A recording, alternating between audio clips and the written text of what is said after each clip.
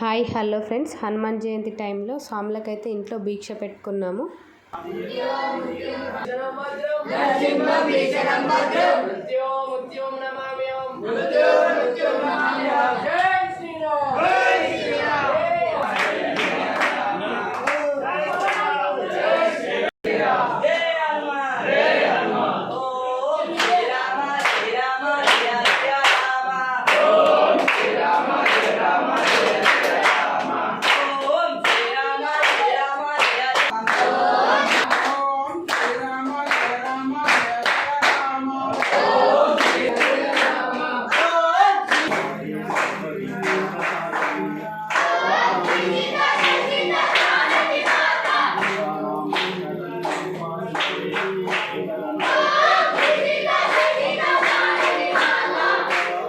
ఈ దీక్ష అయితే మేము మా పిన్ని వాళ్ళ అమ్మగారి ఇంట్లో పెట్టుకున్నాము.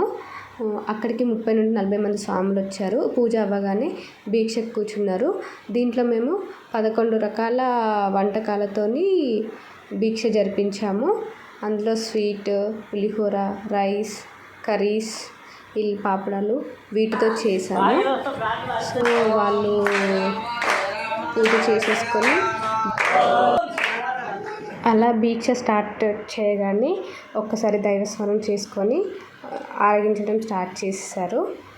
సో ఇలా దీక్ష పెట్టుకుంటే ఇంటికి చాలా మంచి జరుగుతుందని అందరి నమ్మకం.